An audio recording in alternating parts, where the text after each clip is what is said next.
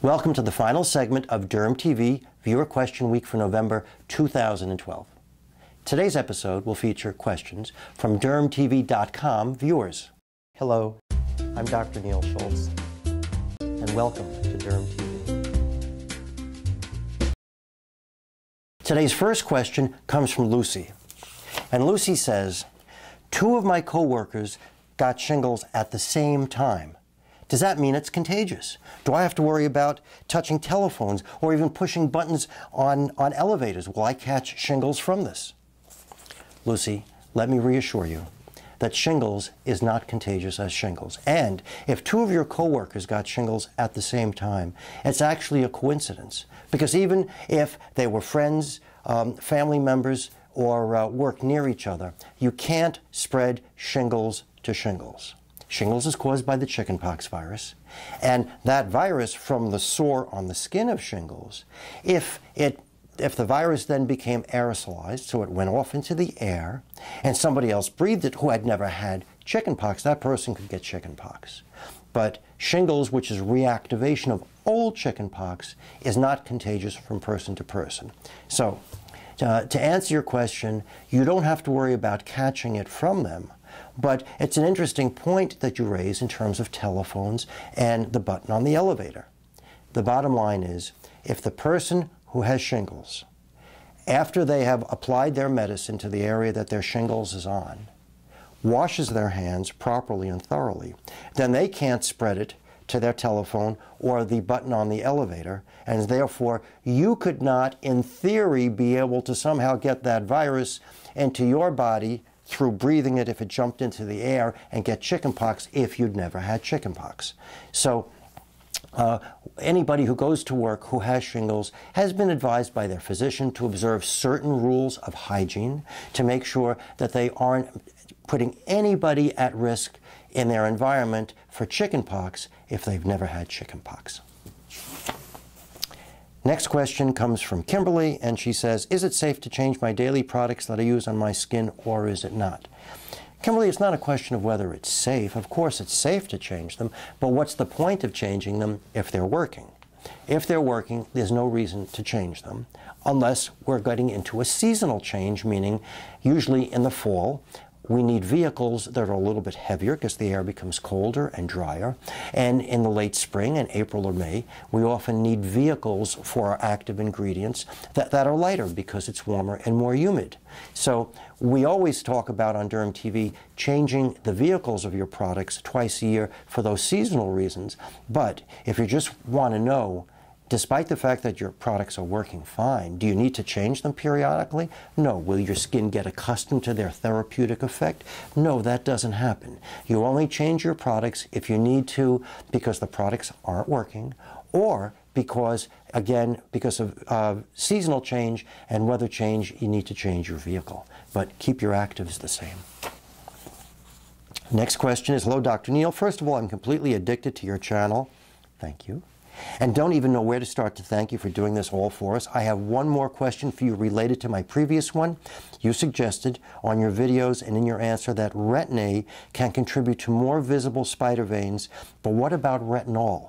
Can a person prone to spider veins use retinol instead? This is a real easy one.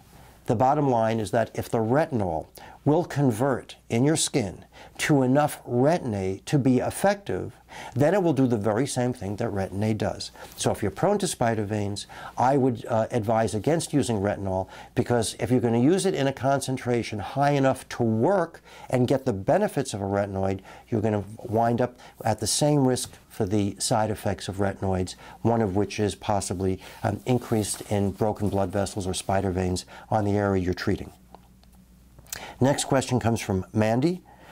You mentioned in one of your videos that if you stop using Botox after having used it previously for a period of time, your skin will not be worse off than it was when you began using it because the muscles had been arrested and the lines and wrinkles will not have gotten any deeper, and that is correct. However, does the muscle not weaken due to disuse over the period of time you use the Botox? And if it did, could you potentially get wasting of the muscle, which may be visible on the face, thus making you look more aged than you would have if you've never used the Botox? Mandy, what a great question. A decade ago, when we were a little bit newer with Botox, we used to tell our patients, if you use your Botox or get your Botox regularly, every 3 months, so that your lines really aren't coming back and your muscles stay paralyzed all the time, then ultimately those muscles will die, which is just what you're worried about, will waste away or atrophy, and then you won't need more Botox. But what actually happened and what we learned is that I have never seen a patient in my entire Botox career who actually did get a sufficient weakening permanently of the muscles from the use of Botox, because as the Botox starts to wear off, people don't get Botox immediately. They come in when it's 20% worn or 40% worn off, and they're starting to make some lines and wrinkles. Otherwise, they wouldn't come in for more. The fact that it's starting to wear off and they're starting to make lines and wrinkles means that the muscle has started to regenerate its, the nerves have started to regenerate into the muscle to be able to make the muscles contract. So you never get complete cessation of muscle movement for a long enough period of time or permanently to allow for wasting. So you don't get wasting, you don't get complete paralysis, and it doesn't adversely affect the way you look, which is all good news. But the bad news is that the Botox does not become permanent, and Botox is a recurring thing, and you need to keep getting new treatments with Botox to keep your positive effects active. And the next question is from Belle, and she says, if using chem-free sunscreen, what % of zinc oxide, titanium dioxide is needed to be considered effective? Belle, good news. I don't know. Doesn't matter. We don't need to look at the percent because it's going to be different in every product. The only thing you need to look at is what the SPF is rated on the sunscreen. The government has taken all of the guesswork away for us by having the sunscreen monograph, which requires that in OTC products like sunscreens, the manufacturer has to test it and declare what its actual SPF is. We buy sunscreens by SPF, not by the percentage of ingredients. So as long as your chem-free sunscreen says it has an SPF of between 15 and 30 at least, that's an effective sunscreen, and that's all you have to worry about. Now, you may notice that this is the first time in a very long time that you've heard me talk about the rating of a sunscreen and what constitutes efficacy, and I didn't say with UVA or broad spectrum protection.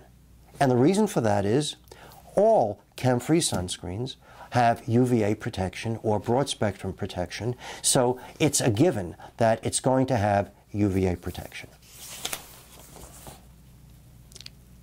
Last question today comes from Kate, and she says, I've recently stumbled upon various articles claiming that applying a mixture of castor oil and baking soda onto a mole regularly will cause the mole to disappear. I wanted to know whether such method would be safe to try. Definitely not. You never ever want to do anything destructive to a mole, whether it's castor oil and baking soda or acid or anything else. You never want to destroy a mole. If you want your mole removed, you have it removed professionally by a dermatologist who then sends it to a laboratory. The laboratory examines it and makes sure that it's normal. Because if it were an abnormal mole, and in your zeal to try to get rid of it, you didn't succeed in getting rid of the whole thing and only just the top portion, and you left a bottom buried portion which was abnormal, that bottom abnormal portion then has the opportunity to change into a melanoma without your knowing about it because you took away the top part. So we never destroy moles without identifying them in a laboratory with a biopsy, and anytime we do find out that the mole that we've removed is abnormal, we make sure that the entire mole is removed so it can't go on to become a melanoma. And those abnormal moles are called dysplastic nevi, and we have a bunch of episodes concerning abnormal moles.